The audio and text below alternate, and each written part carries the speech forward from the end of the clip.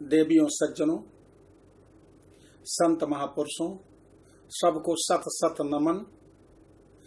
आज आत्म परिचय भाग 32 के अंतर्गत मैं आपको फूल और फूलमाला के महत्व की ओर ले जाना चाहता हूँ। फूल और फूलमाला से हमें क्या लाभ है और इसका कुछ साइड इफेक्ट भी है, उसकी ओर आपका ध्यान आकर्षित कराना चाहता हूं। नाना सुगंधि पुष्पाणि यथा कालोद्भवानि च पुष्पांजलिर्मया दत्त्वा प्रियेताम परमेश्वरः। नाना प्रकार के सुगंधित पुष्पों को भगवान को समर्पित करने से भगवान प्रसन्न होते हैं।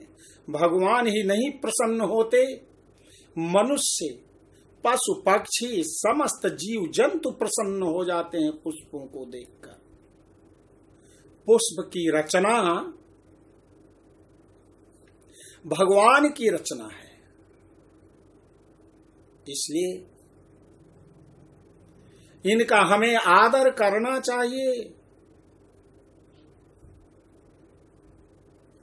भगवान के लिए कभी भी पुष्प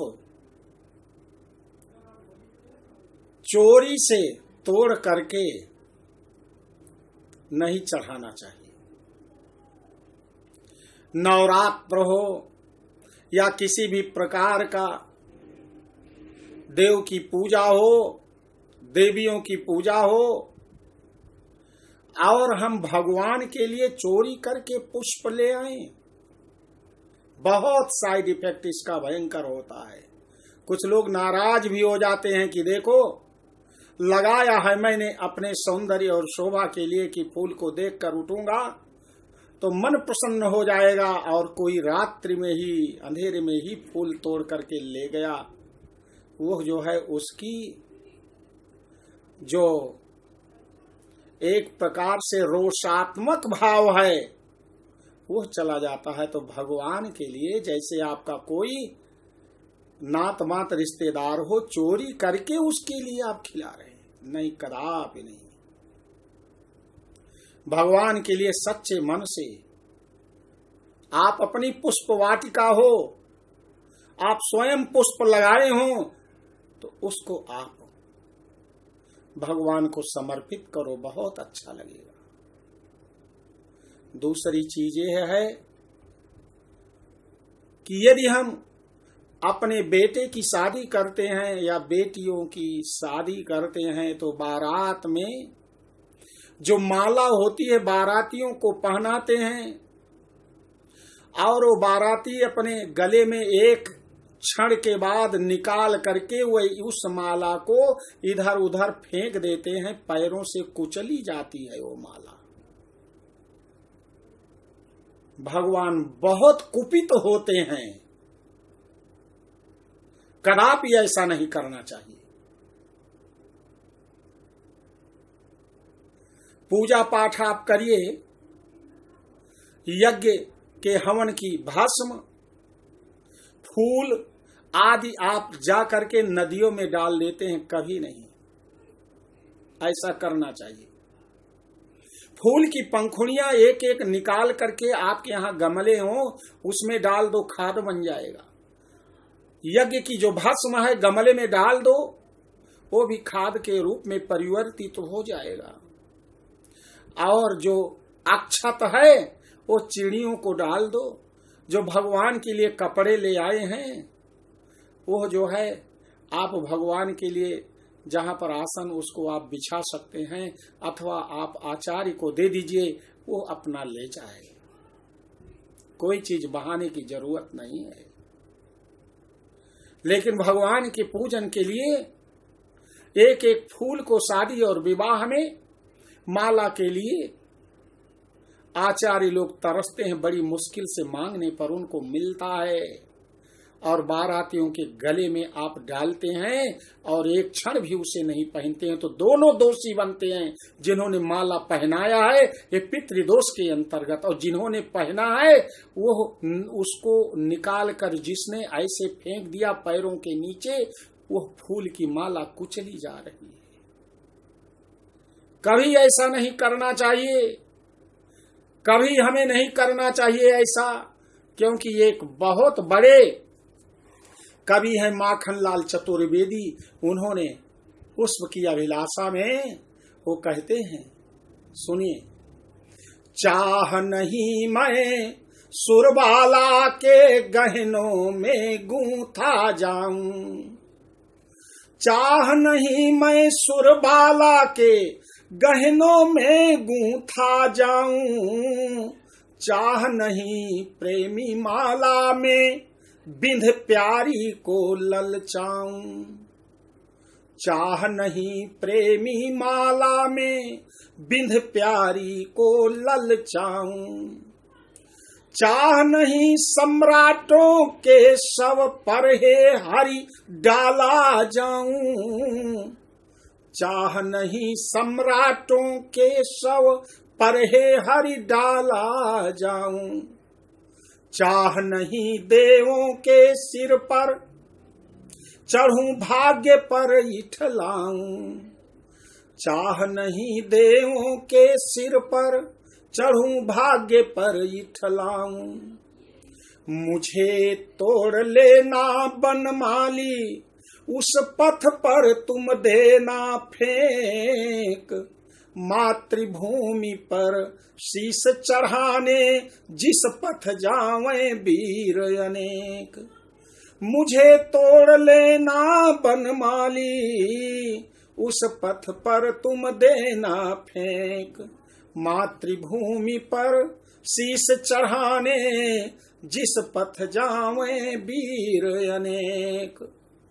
मातृभूमि की रक्षा के लिए जिस मार्ग पर अनेक वीर जाते हैं, अपना बलिदान देते हैं, उनके मार्ग में मुझे बिखेर देना, उनके पैरों से मैं कुचल दिया जाऊंगा, मेरा सम्मान होगा, सौभाग्य होगा।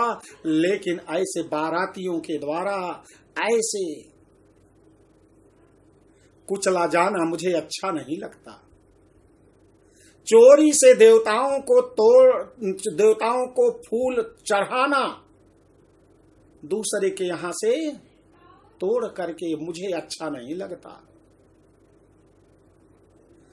जो जयमाल में भी मुझे अच्छा नहीं लगता कि जयमाल लड़के और लड़की, वर और वधू एक दूसरे को डालते हैं, जयमाल के बाद वो जयमाला इधर उधर फेंक दी जाती है, कहीं इधर फेंक दी गई, कहीं उधर फेंक दी गई।